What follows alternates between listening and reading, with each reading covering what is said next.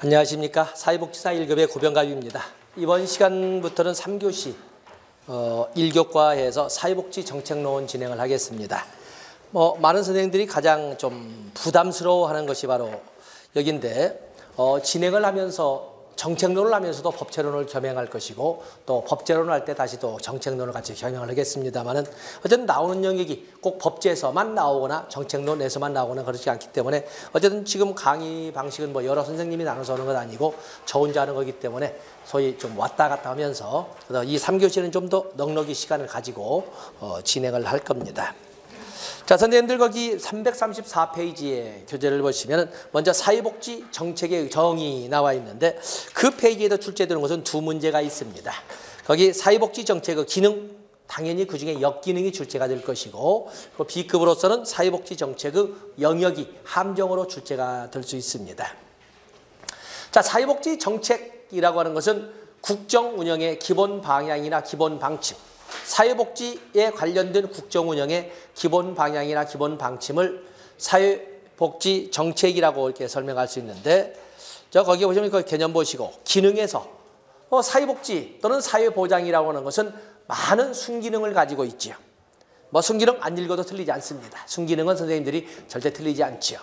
자, 역기능에서만 역시 역기능도 틀리지 않지만은 혹시나 해서 관리 운영의 비효율성을 충분히 이야기할 수 있죠. 우리가 생각할 때는 사회복지니까 착한 사람들만 모여서 착한 사람들이 안타깝게도 어려워서 착한 사람들이 그를 돕기 위해서 나선 것을 사회복지라고 할 수 있겠지만은 그러지 않은 경우도 참 많거든요. 그래서 비효율성이 이야기될 수가 있다. 가장 효율적인 것은 뭐니 해도 아주 엄격한 선별주의 운영 이념을 바탕으로 해서 아주 엄격하게 스티그마까지 이야기하면서 완벽하게 선별해서 필요한 것을 필요한 만큼만 준다면 완벽하게 효율적이겠지요. 그런데 그럴 수가 없는 현실이지 않겠습니까? 그러다 보니까 운영의 비효율성이 이야기될 수도 있고 빈곤의 함정, 이 빈곤의 함정, 빈곤의 덫, 또 실업의 함정, 이건 모든 도덕적 해이지요. 사실은 국가나 사회복지 실천에 나서는 여러분 같은 사회복지사들은 진짜 착한 마음으로 그 어려움에 있는 사람들이 빠른 시간 내에 자립자활할 수 있도록 열과 성의를 다해서 다른 사람이 낸 세금을 동원해서 돕는데 그것을 오남용하는 자들이 많이 등장하지 않습니까? 우리가 역사에서 본다면 스핀앤랜드법이 어떤 문제를 가져왔어요? 빈곤 탈출을 돕기 위해서 국가가 그렇게 나섰는데도 불구하고 그것을 악용해가지고 오히려 성실한 납세자의 부담만 증가시키고 국가 재정만 악화시키고 그렇게 해서 구빈법 개정 요구가 빗발치게 만드는 그 결과를 가져왔잖아요. 인류의 역사는 우리 사회복지사로 하여금 돕는 것이 아름다운 것인가? 라고 하는 질문을 남기게 되는 그런 것이 있거든요. 돕는다는 것은 뭔가 아름다운 것 같은데 정말 그럴까? 이렇게 생각이 되지 않습니까? 그래서 거기 빈곤 탈출을 돕고자 하는 사회복지 정책은 오히려 빈곤의 덫, 빈곤의 영속화를 가져올 수 있는 이런 문제를 가져올 수가 있고 또 사회복지를 통해서 돕는 것이 클라이언트의 욕구 욕망에 충족되지 못하면 그것이 욕구 욕망에 충족되지 못하면 이들은 아예 직업적으로 주저앉을 가능성도 있거든요. 열심히 일해서 버는 돈보다 사회복지를 통해서 주는 돈이 별 차이가 없으면 이래 먹으나 저래 먹으나 아예 실업을 선택할 수도 있다는 것이 되겠습니다.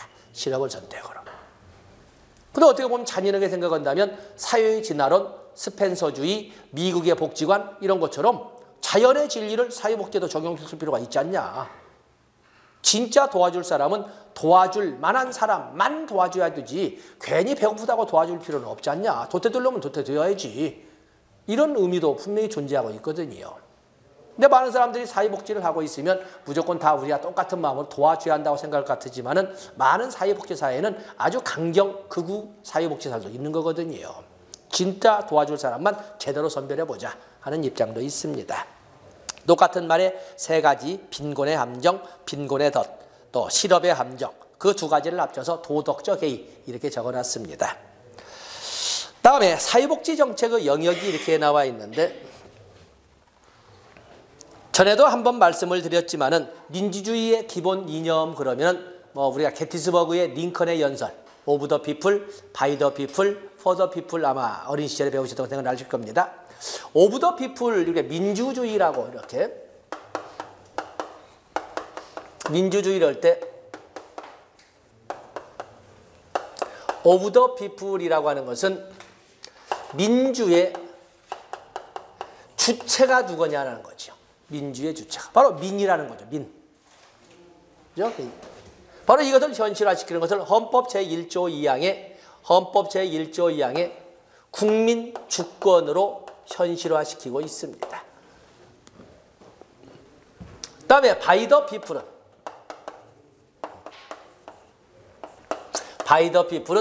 민주의 방법을 말합니다. 어떻게 민주주의를 실현할 것인가? 국민들 스스로에 의해서. 바로 이것을 우리가 자치, 주민자치, 국민자치라고 하죠. 주민자치. 그래서 민주주의의 본래의 원형은 직접 민주주의 아니겠습니까? 아테네의 직접 민주주의인데 현실적으로 너무 백성수가 많거나 아니면 영역이 너무 넓어서 이렇게 교통통신이 발달했음에도 불구하고 그럴 수 없는 현실이어서 대표의 원리를 이용해서 대표를 뽑아서 정치를 하는 간접민주 정치를 하거든요. 그러면서도 이에 최대한 가까워지기 위해서 우리나라에서는 직접 민주 정치로 국민투표도 시행하고 있고 주민 발안, 국민 발안 아니지만 주민 발안이나 주민 소환도 해서 소위 직접 민주 정치를 적용하고 있습니다. 다음에 by the people, 다음에 for the people. for the people은 민주의 목적을 말합니다. 민주의 목적. 왜 민주주의를 제거한다? 다 백성을 위해서. 바로 이 민주의 목적을 우리는 복지라고 하고 있는 겁니다. 복지. 결국에 어느 정권이든 간에 다 위정자들은 뭐라고 그래? 다 백성을 위해서 한다고 합니다. 백성을 위해서. 세종시대의 정치를 우리는 뭐라고 그래요? 민주주의라고 안 씁니다. 민본주의라고 하죠. 민본주의. 오브 더 킹, 바이 더 킹, 포 더 피플. 그렇죠? 북한 같은 경우에는 북한은 이제 민주주의란 말을 안 쓰고 1972년 사회주의로 이름을 바꿨습니다만 오브 더 노동당, 바이 더 김정은, 포 더 인민. 그렇죠? 어제는 어떤 나라든 간에 어떤 핑계를 대든지 간에 백성을 위한다는 말은 다 씁니다. 근데 민본이라는 단어를 많은 분들이 오해를 할 적에 따뜻하게 생각하는데 그렇지 않습니다. 민본이라는 단어는 누구나 쓰지만 민본을 이끌어가면 그것은 독재가 됩니다. 엘리트주의가 적용되는 거거든요. 세종 때도 누가 그랬어? 오브 더 집현전, 바이 더 집현전 다 백성을 위해서. 그래서 우리가 민주주의와 민본주의는 구별할 때 민본주의는 많은 백성을 중심으로 본위로 한다고 하지만 사실은 누구에 의해서 소수 엘리트에 의해서 이끌어지는 하향식 이런 것이 되는 거거든요. 그래서 이 복지라고 할 때 사회복지라고 하든 사회보장적인 어떤 국민을 위한 것은 다 복지라고 설명할 수가 있습니다. for the people은 다 복지예요. 그렇기 때문에 여기 보면은 사회복지정책의 영역을 이렇게 구분해두면 다 백성을 위한 겁니다. 다 백성을 위한. 가장 제기된 것은 오랜 세월 동안에 가난으로부터 벗어나고자 하는 소득보장정책. 소득보장정책을 가장 원초적이라 하고 이것을 최협의의 사회복지정책이라고 합니다. 최협의의.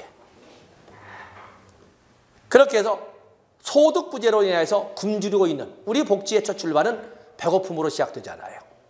그래서 굶주리고 있는 클라이언트를 위하여 먹을 것을 주는 대표적으로 베버리지 보고서에 나오는 사회보장은 소득보장이죠. 사회보험과 공공부조, 소득보장이에요. 그 외로 주택보장, 의료보장, 교육보장, 정책에다가 개별적 사회복지 서비스, 사회복지. 자, 여기까지를 합친다면 우리는 이것을 협의의 사회복지정책, 협의의 사회보장정책이라고 합니다. 어떤 복지라고 하는 단어는 국가의 적극적 개입에 의해서 국민 개개인의 삶의 질을 높이는 그 활동을 말하는 거거든요. 어떤 복지란 단어가 나오면 국가의 적극적 개입이란 단어가 들어갑니다. 자, 여기까지도 국가가 나섭니다. 오늘날 현재에 들어와서는 노동시장 정책, 고용정책이죠. 노동시장정책 또는 고용정책, 그리고 조세정책. 국가의 적극적에 위한 노동시장정책과 조세정책까지, 특히 근로장려세제 같은 이런 조세정책까지 우리가 포함을 시키면 광의의 사회복지정책, 광의의 사회보장정책이라고 할 수가 있습니다. 국방정책은 누구를 위해서 있는가요? 국방정책은 역시 국민을 위해서.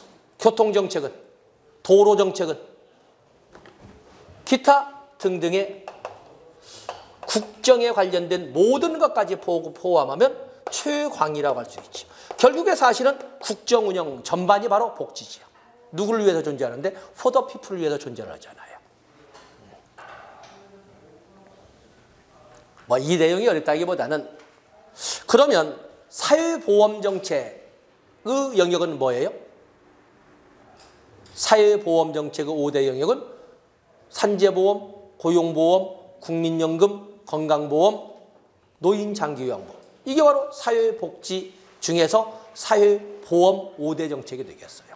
시험 문제 보면은 바로 이제 거기를 가지고 분명히 지금 여기는 사회복지정책, 사회보장정책을 설명하고 있는데 사회복지정책하고 사회보장정책을 썼잖아요. 사회보험정책은 이것과는 또 다른 거지요. 착시하시지 말라는 겁니다. 사회보험정책은 5대 사회보험을 말합니다. 5대 사회보험. 이것과 구별을 해 주셔야 된다. 사실은 틀려. 모르지 않는데 생각 없이 답 이렇게 달고 오시거든요. 이제 그거 구별해 주시면 됩니다. 다음에 335페이지에 보시면 사회복지정책의 구성 요소에서 주체, 객체 이렇게 나와 있습니다. 사회복지정책을 이끌어가는 주체는 전통적 사회에서는 민간 부분이었죠. 민간 부분이었어요. 개인이 가슴 아파서 종교적 동기에 의해서 이렇게 쌀을 퍼주고 그랬습니다. 아니면 인보사업, 상부상조란 입장에서 동네 사람들이 십시일반 나서서 상을 당했으면 그 기간 동안에 농사도 계속 지어주고 너무나 가난해서 혼례를 이끌지 못하면 주위 동네 사람들이 쌀말 걷어서 떡도 해서 혼례도 시키고 이렇게 했거든요. 민간 부분이었어요.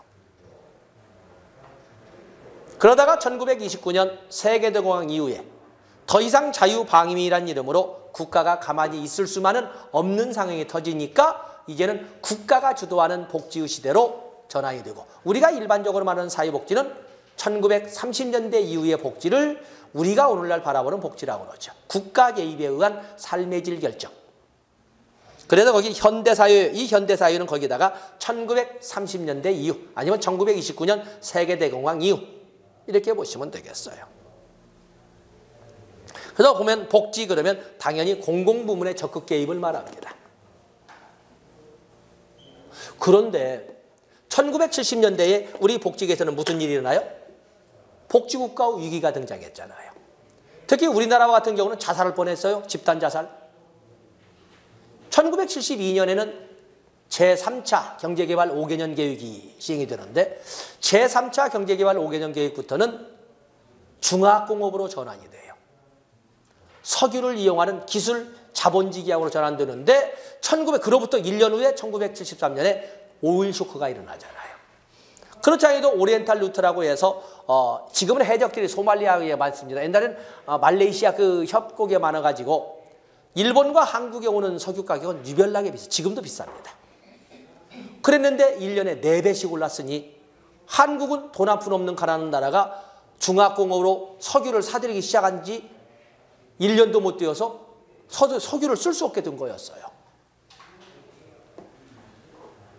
그런 그 여파가 한국은 뭐 극단적이었고 다른 선진국가도 자본가들이나 사업주들이 생산비가 석유 가격이 오르니까 생산비가 너무 올랐잖아요.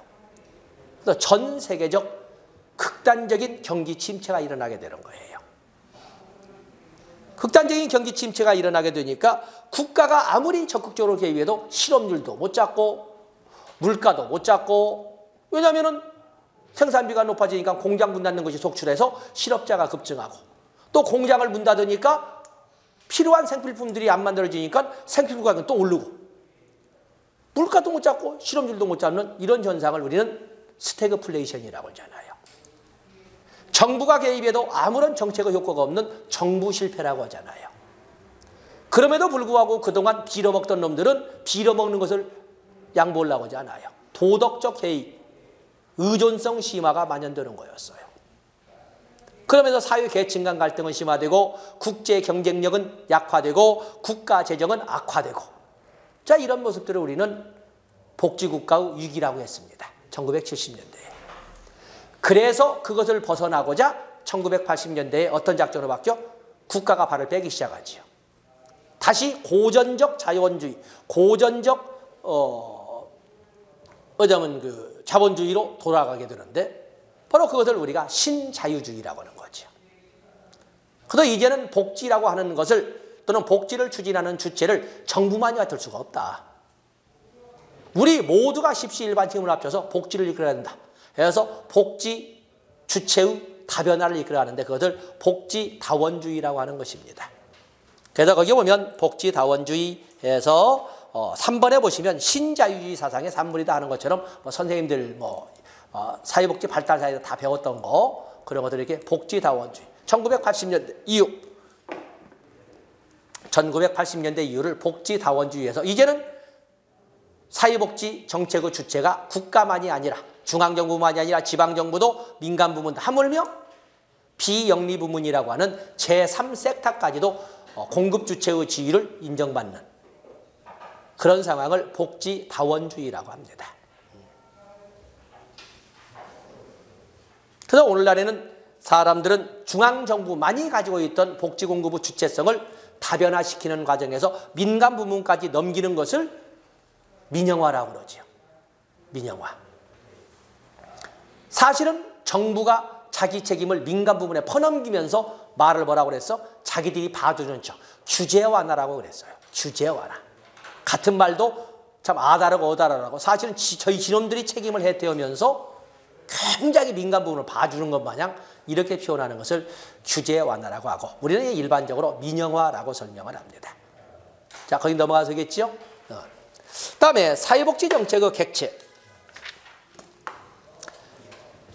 사회복지 정책의 객체에는 당연히 인간을 대상으로 하되 인간의 사회적 욕구와 인간들에 의한 사회 문제를 객체로 합니다. 자, 거기 사회적 욕구. 메슬로우 것은 워낙 많이 나와서 뒤에서 한번 다뤄지겠지만 다 아시겠지요? 메슬로우. 동기론에서 행정론에 다뤄지겠습니다만, 동기론에서 무엇이 이렇게 가슴을 뛰게 하는가? 무엇이 나로 하여금 이렇게 목마르게 하는가? 자, 선생님들은 무엇 때문에 이렇게 황금 연휴를 포기하고 1급 공부를 하러 오셨습니까? 설마 고병가비가 보고 싶어서 오지는 않으셨을 것이고, 무엇이 내 가슴을 뛰게 했을까? 거기 생리적 욕구? 스토커가 쫓아다니십니까? 아니면 의롭습니까? 아니면 존경을 받고 싶으십니까? 아니면 저를 만나면 뭔가 사람이 됩니까? 무엇이 내 가슴을 뛰게 해서 나로 하여금 이 고생을 돈까지 내면서 사서 오게 했을까?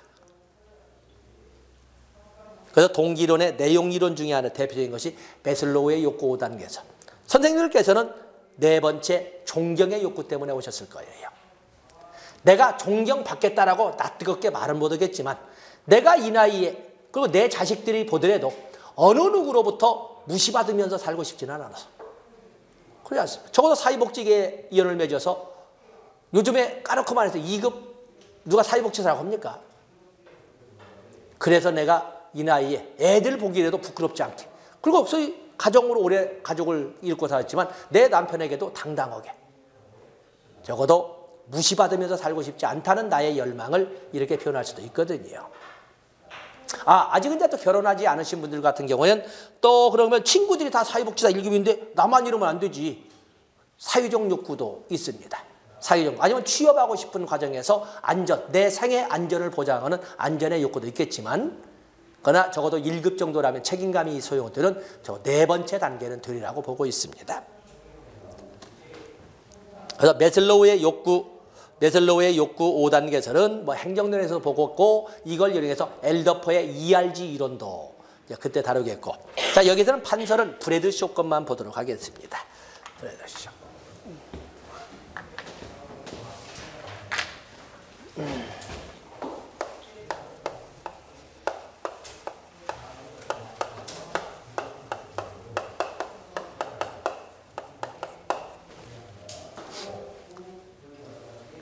브래드쇼의 욕구 분류를 보시면 브래드쇼는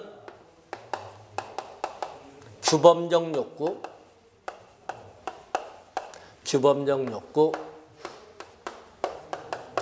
인지된 욕구,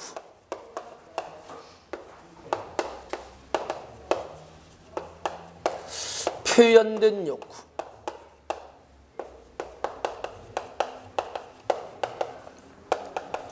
비교적 욕구. C급이지만 이 자체로도 출제가 되죠. 이 자체로도. 브래드쇼의 욕구 분류의 내용이 아닌 것. 이렇게 해서 영어를 쓰기 때문에 두 번째 같은 거는 펠티드. 펠티드 이렇게 하기 때문에 이것은 뭐 인지된 욕구, 감지된 욕구, 감촉된 욕구, 뭐 느껴진 욕구 이런 식으로 선생님들 다양하게 씁니다. 규범적 욕구라고 하는 것은 규범이란 단어 전에도 말씀드렸죠. 사회과학에서 규범이란 단어가 나오면 규범이라고 하는 것은 공동체 구성원이라면 누구나 지켜야 하고 누구에게나 똑같이 적용되는 것을 규범, 하나의 정형화된 약속의 틀을 규범이라고 합니다.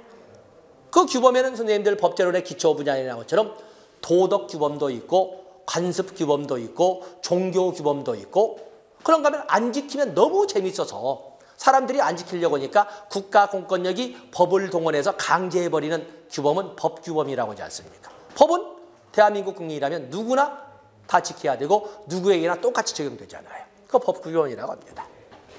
이 규범적 욕구는 그렇기 때문에 규범적 욕구는 정책가라든지 정책 입안이나 또는 전문가에 의해 정립되는 규범입니다.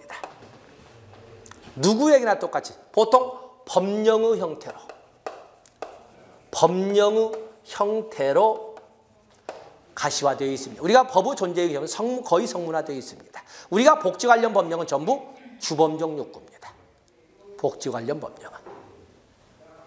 노인 장기 요양 보험 정책을 보면은 거기에 규범적 욕구로 누구를 대상으로 한다? 대한민국 국민 중에 대한민국 국민이라면 기본 전제 속에서 그중에서 65세 이상으로서 설사 65세 미만이라도 대통령령으로 정하는 노인성 질병을 가진 자라면 노인 요양 보험의 대상을 하겠다. 그중에 실질적인 도움이라고 할 수 있는 노인 장기 요양 혜택은 그중에 5등급 이내에 든 사람의 등급판정위원회 판정을 받은 사람에게 실질적인 혜택인 이런 장기 요양이란 혜택을 주겠다. 대한민국 국민이라면 누구에게나 똑같은 기회를 주겠다. 이렇게 지금 하고 있는 거거든요. 법령의 형태로 되어 있습니다. 인지된 욕구라고 하는 것은 당사자의 느낌으로 존재하는 욕구를 인지된 욕구, 느껴진 욕구, 감지된 욕구, 감촉된 욕구 뭐 이런 식으로 표현을 합니다. 여기는 그렇기 때문에 서베이라고 이런 말을 쓰는데 서베이 조사를 통해서 알아볼 수밖에 없는. 그래서 문제가 나올 때 조사, 서베이 이런 단어가 나오면 그건 밖에서는 보이지 않지만 알아보면 알아볼 수도 있는 욕구. 이렇게 해서 인지된 욕구를 말을 합니다. 그에 비해서 표현된 욕구로는 밖으로 표출된 수요의 개념으로 하는 것이 표현된 욕구가 되겠어요. 보통 우리가 법령에서는 신청, 청구, 또 행정법에서는 뭐 출원 이런 단어들을 씁니다. 보통 우리가 복지 쪽에서는 신청이나 청구라고 하는 단어를 씁니다. 종래의 복지의 주체는 공급자 중심이었고 또 그 워커 중심이었고 생산자 중심이다 보니까 옛날에는 규범적 욕구가 중심이었어요.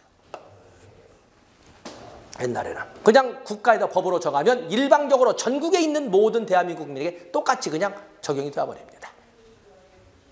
그런데 오늘날에는 워커 중심의 시대에서 클라이언트 중심의 시대로 바뀌어지다 보니까 이것보다는 오히려 이것이 중심이 된 시대가 됐지요. 아무리 법으로 도와준다고 해도, 그리고 당사자도 절실하게 도움이 필요해도, 인지등 욕구죠. 본인이 신청하지 않으면 못 도와줍니다. 옛날에 그 외교통상부 여직원으로 있다가 돌아가신 그 노인분이 한 분 있었죠. 일본 모르는 사람들이 왜 그런 사람을 안 도와줍니까? 라고 할 적에 분명히 법으로도 도와줄 수 있는 근거가 있었고, 그리고 사회복지 전담 공무원이 도와줄 수 있다라고 뭐냐면은 고지도 했었고, 그런데 본인이 끝내 거절을 했잖아요. 자존심을 걸고 거절을 했어요. 못 도와줍니다. 요즘에는 배고픔보다 쪽팔림을 스티그마라고 표현하지 않습니까? 바로 그것을 더 큰 비중, 심리적 위화감이나 심리적 불만족을 더 큰 비중으로 두기 때문에 본인이 신청하지 않으면 못 도와줍니다. 그런데 문제는 본인이 신청하지 않아도 도와줄 수밖에 없는 것은, 특히 산모와 같은 경우에는 본인의 신청의 거부가 타인의 생명가치 등을 위협할 수 있는 경우에는, 그럴 경우에는 사실은 자기 자존심 살리자고 타인의 가장 소중한 생명가치, 어린애의 애가 무슨 죄가 있겠어요. 죽인다는 건데 그건 안 된다. 그럴 때는 국가가 강제해버릴 수도 있고 신권을 박탈해버릴 수도 있죠. 그렇지 않겠습니까? 그다음에 비교적 욕구는, 여기에는 비교란 목적을 가지고 비교 목적으로 동원한 욕구가 되겠어요. 이웃 국가에서는 10년 전에는 40대에 비해 30대는 이렇게 시 공간을 가지고 제시된 욕구를 돌출시키기 위해서 비교 목적으로 동원한 욕구를 그냥 비교적 욕구라고 합니다. 그렇기 때문에 이 비교적 욕구라는 것은, 보통 비교적 욕구로 동원되는 욕구는 2차 자료, 아까 어떤 사회의 지표와 같은 다른 나라나 아니면 다른 시대에 만들어진 자료를 이용해서 말하자면 보통 비교적 욕구를 분석하거든요. 아까 우리가 2차 자료 분석, 내용 분석, 비관여적 분석해서 그 사회지표 이용법을 한번 보지 않았습니까? 바로 그런 것은 비교적 욕구에서 사용을 할 거예요. 그래서 브래드쇼의 욕구 분류는 이 네 가지인데, 이것도 역시 겨냥을 하고 있는 겁니다. 겨냥을 하고 있죠. 그러다 보통 아까 욕구 사정이라고 하잖아요. 욕구 사정. 분명히 법으로는 지역사회에 어떤 문제가 있을 때는 어떠한 범위에서 어느 종류를 도와줄 수 있다라고 법에 정해져 있을 거예요. 그런데 지역 주민들은 알고는 있으나 그걸 어떻게 결집할지 모르니까 지역사회 복지사가 조력자의 역할을 하면서 조직화 기술을 이용해서 불만이 모여. 그래서 욕구조사를 하기 시작하는 거예요. 욕구조사를 하는 것은 그때 욕구조사, 이 조사를 하는 것은 인지적 욕구죠. 그리고 그것이 정리되어서 신청을 하면, 주민들이 집단으로 신청하거나 지역사회 복지사의 입장에서 대리 신청을 하면 표현된 욕구로 전환이 되는 거죠. 이때부터 실천은 시작되는 거죠.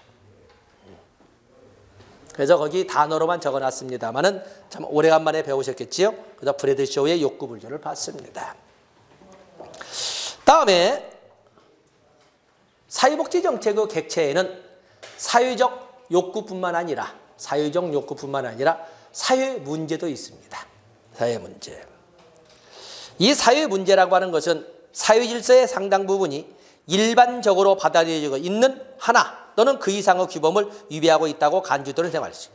내가 이것을 베꼈으면서 참 이분은 뭔가 알고 썼다고 굉장히 고급스럽게 문장을 썼는데 읽다 보니까 호흡이 안 돼서 그렇습니다.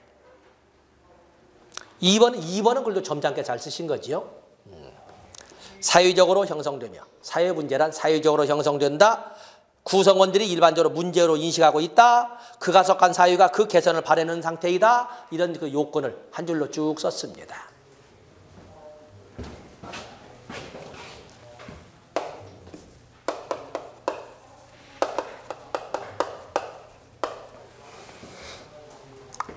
사회 문제라고 하는 것은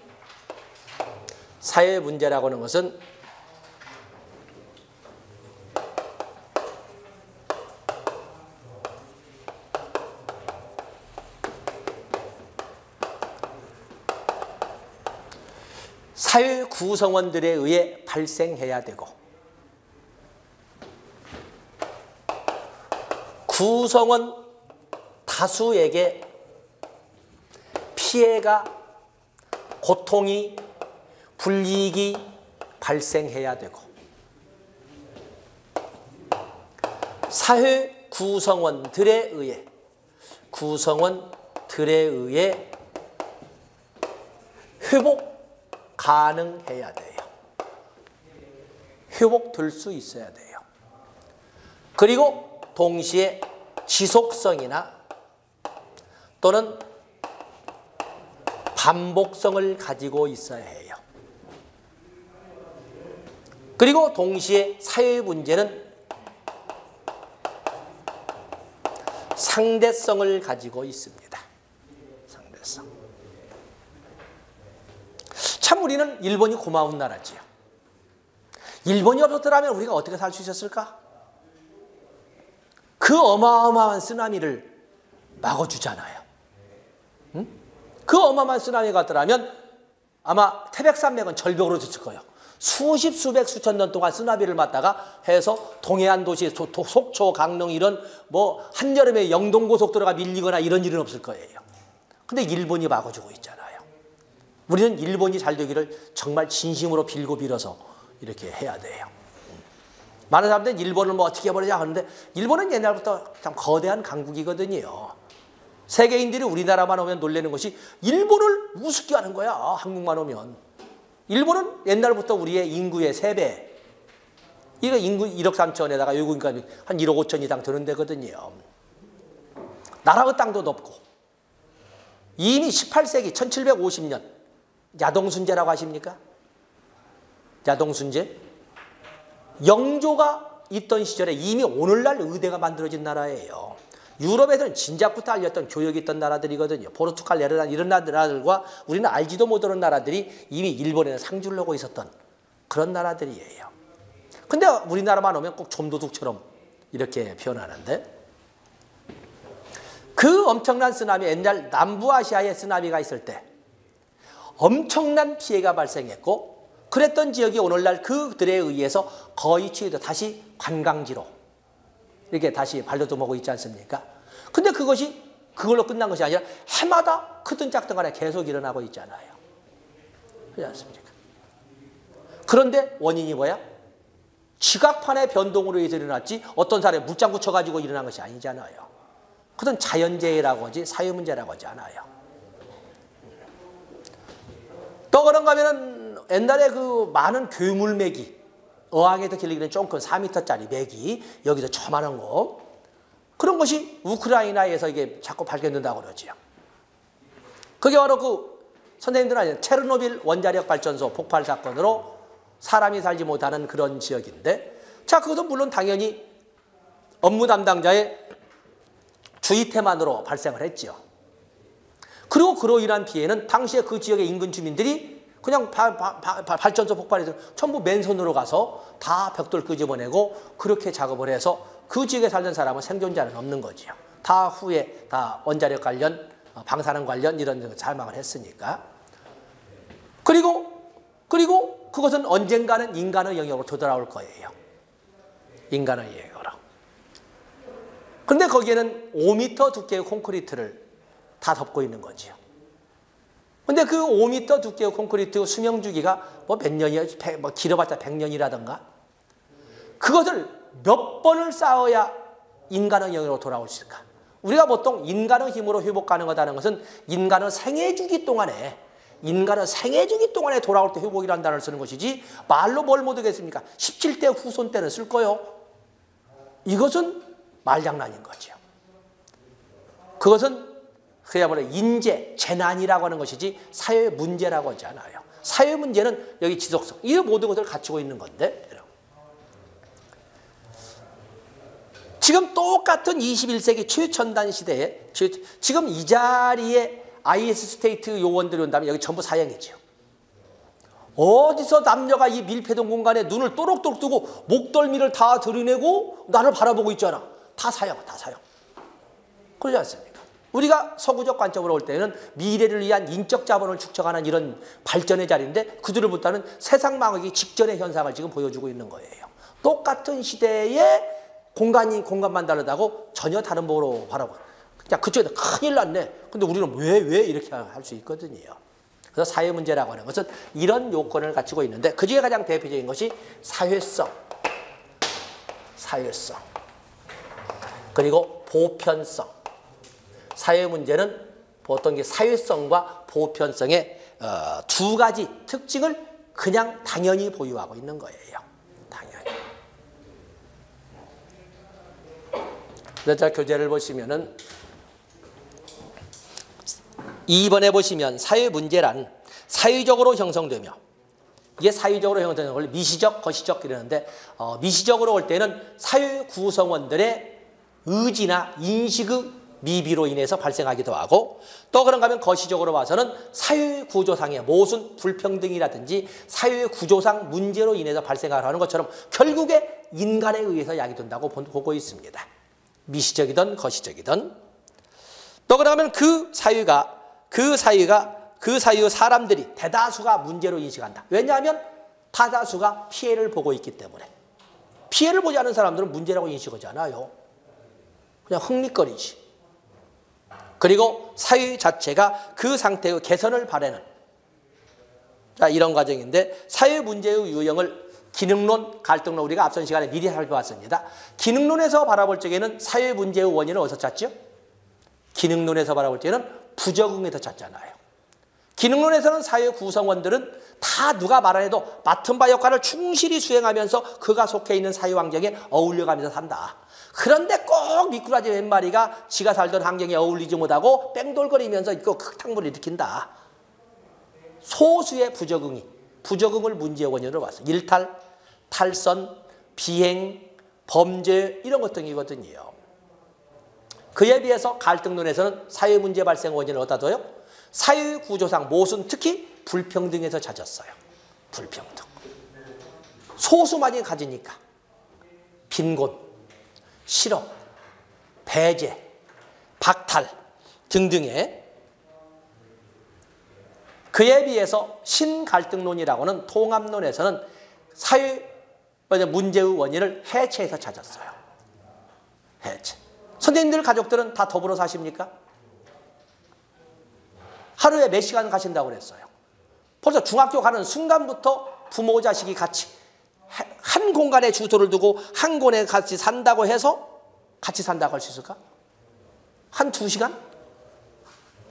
10시가 넘어서 오는 애들, 그리고 씻고 나서 11시가 넘어서 오시는 아빠, 아침에 전쟁으로 시작되는 하루,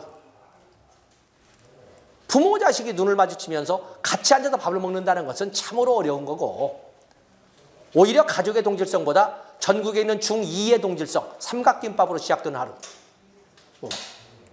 결국에 가족들이 같이 어울리다 보니까 가풍이라고는 이런 것도 전달 못하고 촌수도 모르고 지나가고 뭐 이렇게 되거든요. 그리고 타워 팰리스 있는 것처럼 같은 동, 같은 집안에 있으면서도 누구는 뒤에 초등학교, 누구는 앞에 초등학교. 잘 살고 잘못 사는 사람, 장애가 있는 사람, 장애가 없는 사람, 이런 사람들 간에 같이 어울리지 못하는 이런 것이 사회 문제를 일으킨다는 것은 신갈등론, 통합론에서 관점입니다. 그래서 선생님들 거기 기역, 니은, 디귿 있지요? 기역에는 기능론, 반사회적 행위 그랬는데 거기다가 기능론, 부적응에다가 동그라미 쳐놓으시고, 다음에 니은번 사회 불평등 옆에다가는 갈등론, 다음에 디귿번 사회해체 앞에다가는 신갈등론, 통합론의 입장에서 사회 문제의 원인으로 드는 겁니다. 부적응, 불평등, 해체 이렇게. 다음에 사회적 유형. 사회적 유형.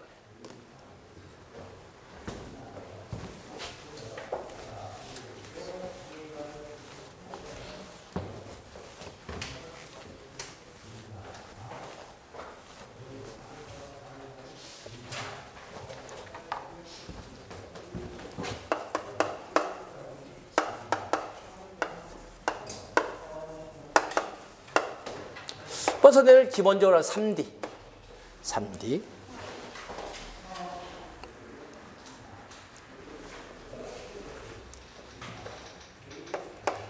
뭐 영어는 데스티투션이라고 이렇게 설명을 하는데 결국에 빈곤이죠. 결핍, 빈곤. 다음에 디제스, 질병.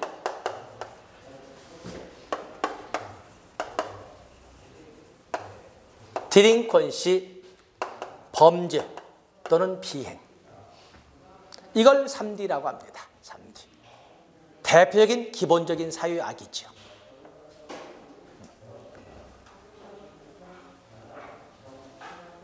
자, 3D는 아시는 거고. 4D. 4D는 3D에다가 디펜던스를 포함해서 의존성. 의존이죠. 의존성. 선생님들께서는 보통 혼인을 나이 몇 정도, 한 20대 중반, 중후반 그러시지요? 지금부터 한 100년 전과 같은 경우에는 혼인 연령이 20살이면 관연하죠. 20살이면.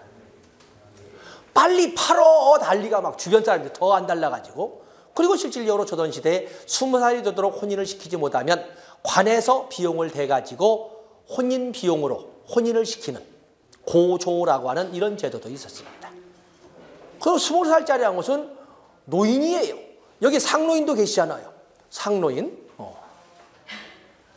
그러면은 20살 잘 사는 집은 15살 결혼을 하잖아요. 그렇게 해서 독립세대를 만들어가고 새로운 역사를 만들어가는데, 지금은 이미 남녀 합쳐서 30이 넘은 것이 몇 년 전인데 이미 31세를 넘었잖아요. 어느 집에서도 30도 안 되는데 나이가 딸이 몇이야? 27이야. 아야, 나이 몇 년 있네. 뭐 그냥 그렇게 넘어가지. 누가 아이고 혼인시켜야 되겠네. 뭐 이렇게. 물론 내 애도 나이가 9이에요. 19이라서 그렇지. 근데 밖에 나갔던 게 9이라고 말을 해요. 이렇게. 혼인을 가지고 30살 미만 따지잖아요. 그러면 그들은 누구와 살아요? 엄마 아빠의 효도를 하기 위해서 엄마 아빠의 품 안에서 살지요. 엄마 아빠 품 안에서 삽니다. 그렇게만 살면서 일생을 보내는 그런 그 부류를 캥거루족이라고 그러죠. 캥거루족. 그러지 않습니까? 또 그런가 하면은 옛날에 우리가 회갑이라고 하는 것은 전국에 있는 친인척이 다 모이는 가장 큰 행사예요. 왜냐하면 회갑이라는 것은 축하연의 자리는 당연하지만 또한 이별의 장소도 되니까. 옛날에는 회갑이 지나고 나면 그로부터 몇 년 후에, 사실 회갑연에 봤던 사람의 거의 대부분은 2번 다시 못 봅니다. 그 다음에 회갑 지나고 60을 회갑만 맞이해도 아이고 이렇게 해갖고 몇 년 더 사시냐 이런 문제가 됐었는데, 요즘은 몇 살이 됐어요? 사고사 빼고 자연사로 본다면 이미 80대 중반이 됐고, 뭐 선생님들이야 보나마나 80대 후반 90줄일 거예요. 여기 가장 막중이의 입장에서는 90대 중반일 거예요. 90대 중반. 살기 싫어? 죽고 싶어도 못 죽어. 뭘 죽으려면 힘이 떨어져야 되는데, 힘이 떨어지면 이놈의 영양제가, 우리 민족은 그냥 기본 섭취량이 마늘이 아로나민 골드 안 먹어도 삼겹살 안 먹어도 마늘 맥주 먹잖아요. 우리 민족에, 그렇게 우리 민족에게 마늘 냄새 난다고 짜증내는 놈들이 이제는 더 일본 놈들, 서양 애들은 우리보다 훨씬 더 먹습니다. 냄새 안 나게. 근데 그 거꾸로 우리가 그걸 배가지고 마늘을 구워 먹잖아요. 우리는 혓바람을 쓰도록 아주 독한 마늘을 먹어야 좀 먹은 것 같은데, 이제는 냄새 안 나는 마늘을 가지고 우리보다 더 먹습니다. 아프기 힘들어요. 그냥 꿈이 있다면 제발 치매만 안 걸렸으면. 그리고 옛날처럼 무슨 전부 길바닥이 좀 이렇게 평평해졌는데 넘어지기를 합니까? 뭐랍니까? 앞으로 모든 아파트에 방턱이 없어질 거예요. 방턱이.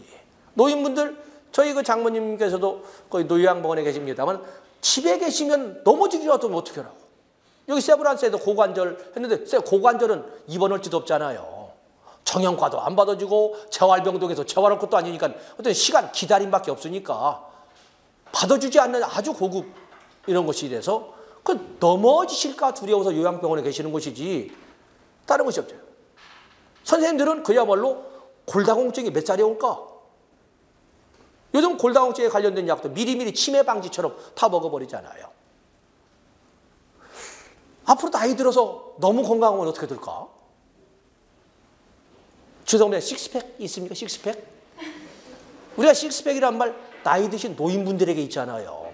요즘 노인의 대상은, 노인은 어떤 대상이야? 보호 대상? 옛날처럼 치료는 아니고 이제는 큐어는 사라졌고 케어도 아니잖아요. 이제는 범죄 영역의 범위가 굉장히 넓어지고 있는 경계 대상이 또 있잖아요. 경계 대상. 그럴 정도예요. 지금 제가 노인분을 말했는데, 옛날에는 40의 중년에 들어선 자식이 60 그리고 수명이 얼마 남지 않는 노부모라고 해요. 노부모를 봉양하는 몇 년을 보내면서 효도를 다하고 돌아가시고 세대 교체가 이루어지고 그랬는데 요즘은 노인분들의 수명이 80을 넘다 보니까 자식도 60을 넘었어요. 요즘 정년 60에 드는 곳은 뭐만 있어? 공무원밖에 없어요. 삼성도 정년 60이에요. 10년에 0.00001% 나올지 모르겠지만 어떤 제목은 그렇습니다. 선생님들의 정년은 몇 살일까? 청년. 이미 50줄에 이미 50대 법 아시잖아요. 고령자 고용촉진법. 고령자 고용촉진법에서 고령자가 몇 살이에요? 55세 이상. 준고령자 50세 이상 55세 미만. 법이 고령자란 노인이란 말은 쓰지 않지만 고령자란 말을 쓸 정도라면 그만큼 50 이후에 일자리 없는, 일자리에 있는 것처럼 출근해도 비정규직, 임시근로자인 사람들이 대부분이라는 거예요. 언제든지 내일 이래도 바로 일자리가 없어져 버릴 이런 사람들이라는 거예요. 그러면 소득이 없는 많은 이런 중년 후반의 자식이 이미 진작부터 소득이 없어져 버린 노부모를 모실 수 있겠느냐는 거지. 어렵습니다. 벌써 옛날보다 부모에 대한 봉양, 샌드위치 세대의 아주 큰 부담. 앞으로 자식이 효를 빙자해서 시집안가 10년. 부모께서 건강하셔도 복 받았는지 부모가 안 돌아가셔서 한 30년. 40. 그 때문에 중년은 영원히 독립을 못하는 거예요. 선생님들은 영원히 독립 못합니다. 어떻게 내가 말처럼 이렇게 부모가 늙으셨고 내 소득 없다고 나 몰라라 하겠습니까? 영원히. 그걸 선생님들의 자녀분들도 영원히 독립이란 단어는 없습니다. 바로 디펜던스, 의존성, 아주 선진국의 생산성을 확 죽이는 아주 큰 문제죠. 이게 바로 4D라고 합니다. 4D. 다음에 사고가 나와 있죠. 이 사고에서는 노인의 똑같은 모든 노인이 갖는 사고로서 빈고,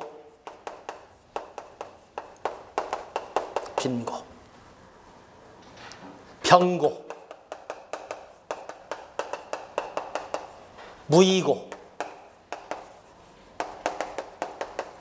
고독고. 모든 노인에게 닥치는 4개의 고통. 이걸 오늘날로 표현한다면 소득부재. 그래도 이 문제를 해결해 주기 위해서 국가가 나서서 돈을 주겠다는 기초연금을 지급한다는 거 아니겠습니까? 병고, 약화죠. 신체 약화, 요즘에는 심신의 약화라고 해야 되겠죠. 심신의 약화.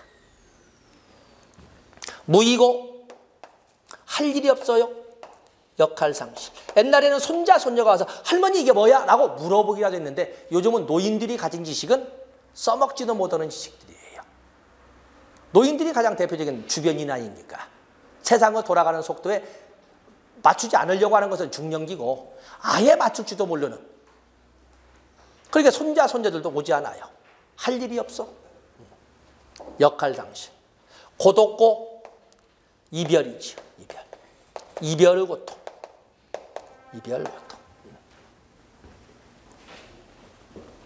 모든 노인에게 있습니다. 그렇기 때문에 정부에서는 이 문제 해결의 출발을 무의고 해결로 시작하려고 노인 일자리 전담기구를 만들어서 노인 일자리를 자꾸 만들어주면 몸이 건강해져서 병고가 없어질 것이고 외로움이 없어질 것이고 소득 문제는 이미 국가가 개입을 했고 그래서 첫 번째 소득부재 문제 빈고는 국가가 이미 개입해서 기초노령연금부터 기초연금으로 이렇게 전환이 왔고 그리고 점점 다른 변화 있겠습니다만은 이제는 무의고 노인 일자리 문제를 해결하려고 하는 거예요. 내가 선생님들께서 누가 보면 아니 주변 사회에서는 그렇게 말하는 사람들이 그거에서 뭐 하려고 그래 이렇게 다 복지사더만 이렇게 멋 모르는 사람들이 이렇게 말하지만 그 사람들은 미래를 모르는 거예요. 선생님들이 경제적으로나 뭐가 넉넉해져서 정말 봉사활동하고 싶어도 아무나 봉사활동하는 건 아니죠. 이제는 자격을 소위 흔히 말하는 스펙을 갖춘 사람들의 봉사활동을 받지 그냥 와서 발로 이불 좀 밟아준다고 봉사활동이라고 하지 않아요. 이불 밟는 것도 사회복지사 1급 자격증이 있는 사람이 와서 밟아야 이불이 밟아지는 것이지 그럴 정도로 그러지 않습니까? 사고. 또 그러면 선생님들 잘 아시는 베버리지의 오악이 있죠. 뒤에서 하겠으면 미리 그려보겠습니다. 베버리지의 오악 그러면은 저는 강의할 때 무지부터 시작한 이그노런스 무지. 무식한 사람이나 유식한 사람이나 앞에 있는 물건을 보기는 똑같습니다. 물건 보는 것은. 그런데 뭐가 달라? 시야가 달라요. 나이가 어린애, 무식한 애, 유치한 애는 눈앞에 있는 것만 봐. 각도가 이만큼으로. 그런데 많이 공부한 유식한 사람들은 보는 각도가 달라. 그 뒤에도 봐. 그 이면에는 무슨 뜻이지? 왜 저것을 거기다 갖다 놨지? 왜 저렇게 네모지게 만들었을까? 그 이면에 담긴 것까지 바라볼 수 있다는 거예요. 어린애 선생님들 자녀분들 그 어린 때 눈앞에 있는 것만 가지고 주변을 배려치 않던 애가 제법 주변도 배려하고 옆에 사람 엄마 입에도 넣어주고 이렇게 배려도 하지 않습니까? 이렇게 세상을 봐. 무지하다 보니까 무엇이 깨끗한지 더러운지를 몰라 불결 스코라. 불결하다 보니까 당연히 질병으로부터 자유로울 수가 없는 거예요. 질병으로부터. 무지하다 보니까 나태. 이 사람이 게을러서 나태한 것이 아니라 베버리지 보고서는 사회적 빈곤관으로 전환이죠. 무지하다 보니까 누구도 안 데려갔어. 누구도 안 데려갔어요. 고작 고추 꼭대기 따라 그러고 단추나 따라 돌라 그러고 해서 골방에 앉아서 뭘 이렇게 그분들이 잘못한다는 것이 아니라 쓰는 것은 몸뚱이 쓰는 것 말고는 쓰려고 하지 않습니다. 무지하다 보니까 누구도 데려다 쓰지 않아요. 그렇기 때문에 선생님들은 이제 1급 따시고 나면 딸 것도 있지요. 청소년 상담도 따시고 평생 학습도 따시고 또 노인 관련 쪽에서는 아직 뭐 국가공인 자격은 없지만은 어떤 그 심리학 쪽에 대해서 어떤 심리학 선생님들은 지금 몸으로 뛸 나이는 아니시잖아요. 그야말로 고급 소프트웨어를 이용해서 그 가슴을 식혀주는 어떤 상담 쪽으로 진행을 해야 되지 않겠습니까? 사회복지사만 있는 사회복지사 앤드 상담사 앤드 이렇게 만들어 가시는 거예요. 만약에 학력에 의해서 콤플렉스를 받으신다면 방송대 가세요.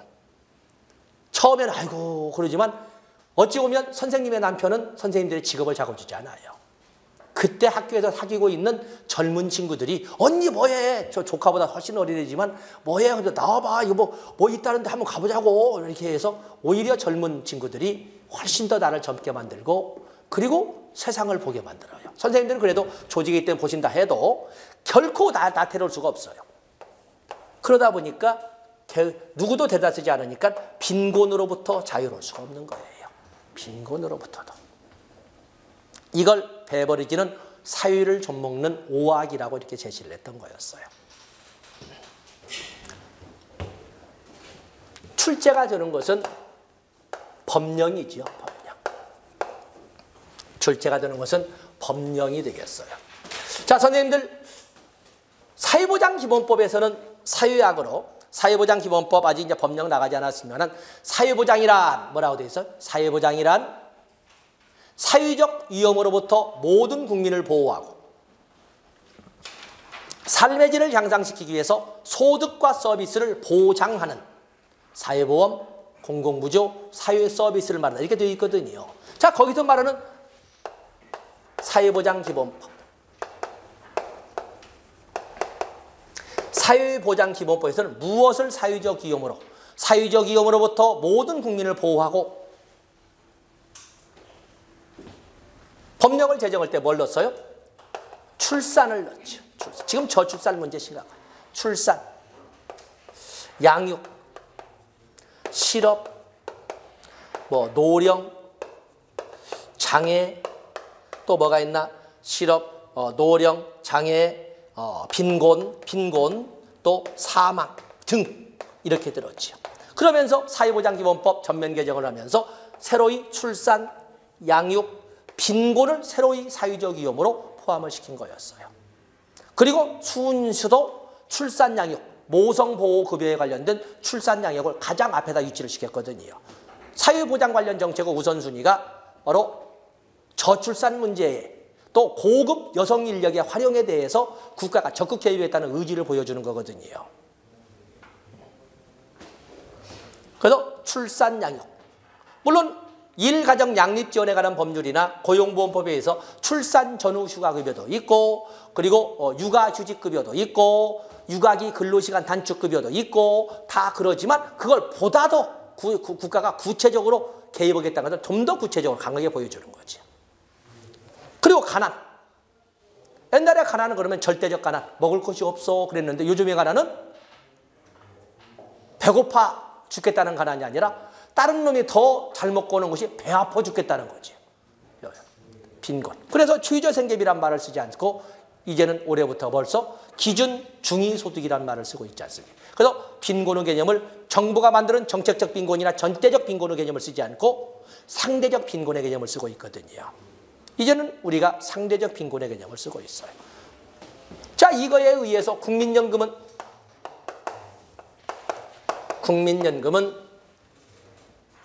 사회적 이용으로 뭘 들고 있어요? 국민연금은 노령, 장애, 사망 등의 급여를 실시함으로써 노령의 경우에 노령연금, 장애의 경우에 장애연금, 사망의 경우에 유족연금, 그리고 반환일시금에서 4개의 급여가 있지 않습니까? 그래서 국민연금법 제1조에 보면은 바로 이 3가지 경우 등의 급여를 실시함으로써 복지를 증진하고 이렇게 나와 있거든요. 그래서 국민연금법에서는 사회적 위험으로 사회보장기본법에 있는 노령, 장애, 사망을 사회적 위험으로 명시하고 있는 겁니다. 뭐 다 쓰지 않겠어요. 산재보험에서는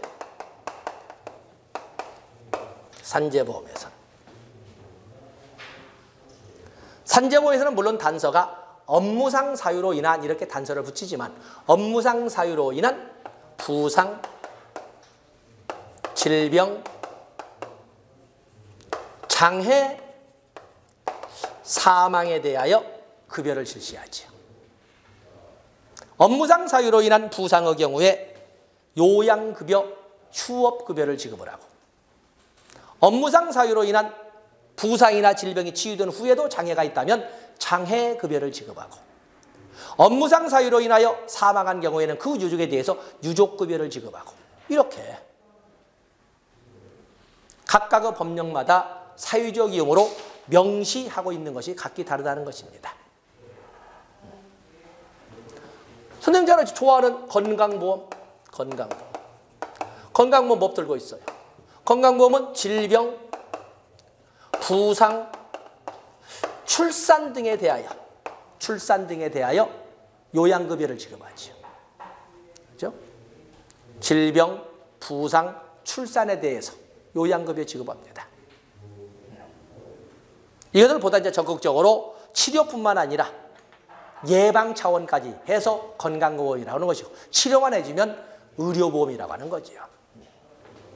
자, 이런 것처럼 각각의 법령에서 명시하고 있는 사유적 이용은 뭐가 있는가? 자, 이런 것이 저쪽은 이제 워낙 많이 나와서 누구나 안다라고 전제하고 법령으로 해서 5대 사유보험 그리고 공공부조에서 명시하고 있는 사유적 위험을 정리하시면 됩니다. 자, 이 시간은 여기까지 하고 다음 시간에 사회복지정책의 원칙부터 한 단어를 가지고 시작을 하겠습니다.